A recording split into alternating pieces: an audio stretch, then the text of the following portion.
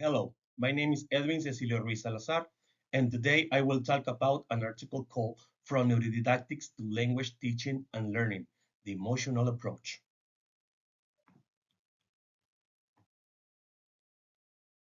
This article discusses the theoretical foundations of neurodidactics, focusing on neurodidactics from the brain, NFB, and its application in language teaching.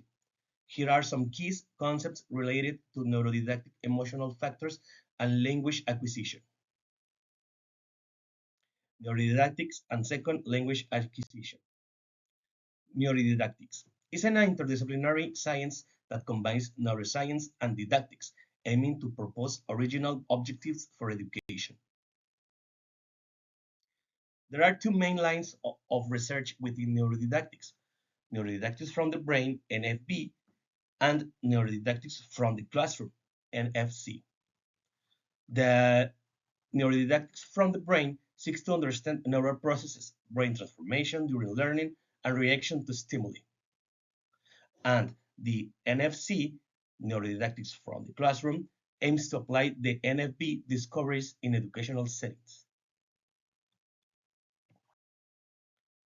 Neurodidactics from the brain. The learning involves storing information and generating new neural networks through brain plasticity. That means the learning process involves not only the storage of information in the brain, but also the active creation of new neural networks. As we learn, our brains undergo changes, forming new connections and pathways that enable us to call and apply the acquired knowledge or skills. This dynamic aspect of learning is facilitated by the brain's plasticity, emphasizing its ability to adapt and reshape in response to demands of learning and experience.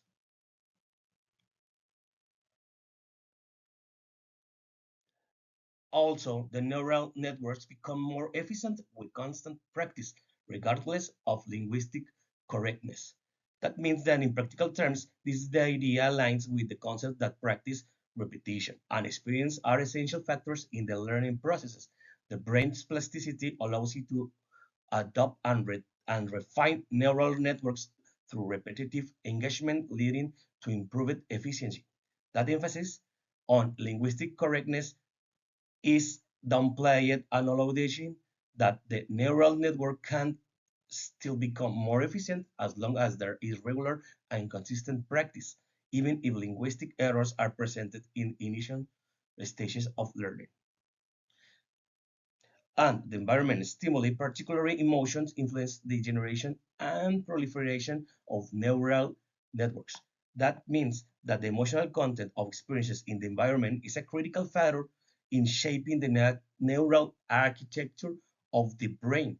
Positive emotions may enhance a learning and the formation of neural networks, while negative emotions could potentially hinder these processes. This recognition of the impact of emotion on neuroplasticity has implications for understanding how emotional factors contribute to overall learning and cognitive process. The motivation and the learning process. Unpleasant stimuli activate inhibitory hormones and neurotransmitters, hindering cognitive functions and memory systems. Stressful situations linked to cortisol release can lead to significant decrease in linguistic performance. Positive stimuli trigger the release of neurotransmitters like dopamine, enhancing motivation, concentration, and overall learning.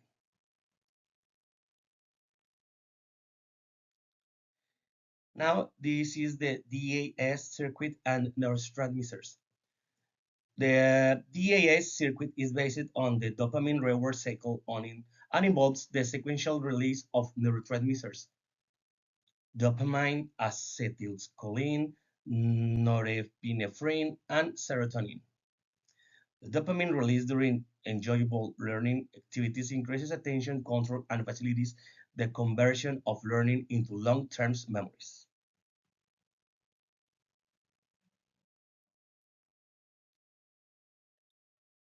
Motivation and emotion in language teaching and learning.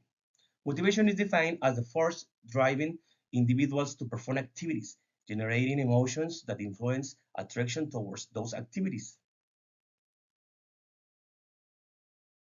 Emotion closely related to motivation is the brain reaction affecting the entire organism toward or against specific actions.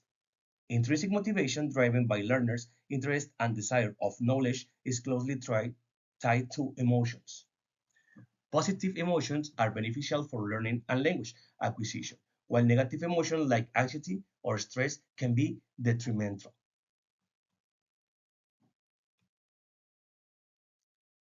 The emotional factor in SLA research.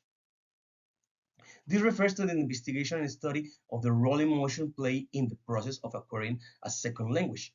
Researchers examine how these emotional aspects influence various aspects of language acquisition, including motivation, willingness to communicate, anxiety, and overall learning outcomes.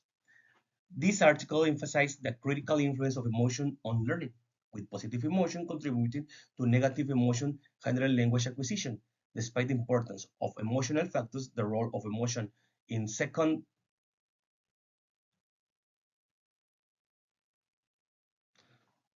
Despite the importance of emotional factors, the role of emotion in second language acquisition, SLA research has not received sufficient attention until recently. Methodological approach. The article proposes a methodological approach to language teaching and learning that prioritizes emotion as the starting point for linguistic acquisition.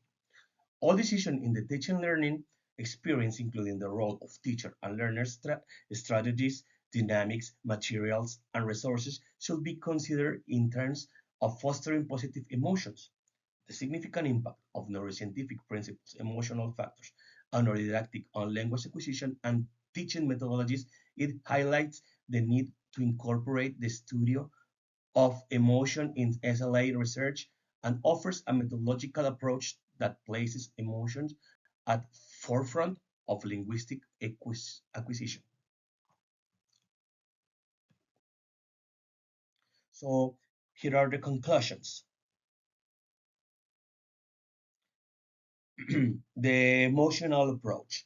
The theoretical foundation presented in the article, particularly the emotional approach and its alignment with neuroscientific principles, offer valuable insights for language teaching practices by focusing on activating and managing emotion in the learning process.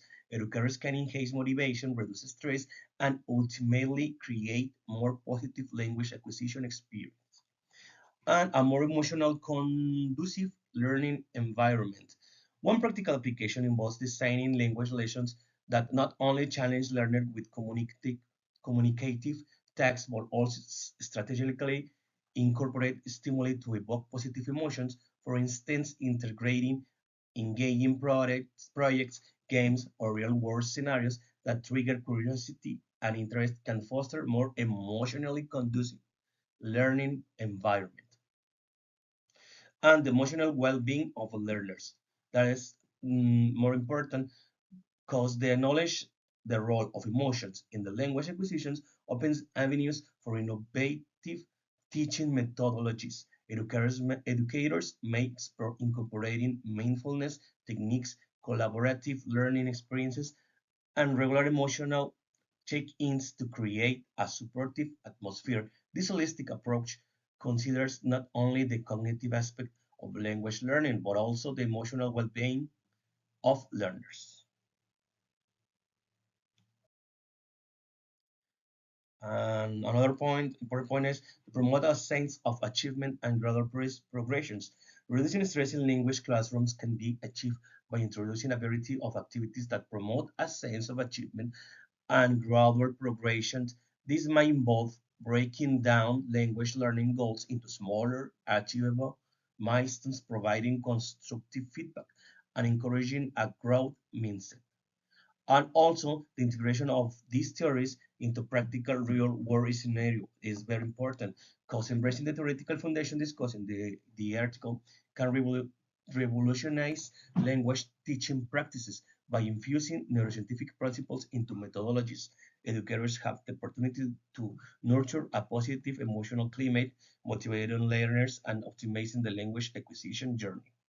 The key lies in the thoughtful integration of these theories in the practical real-world scenarios, fostering an environment where both cognitive and emotional aspects harmoniously contribute to effective language learning. And that's all. Thank you.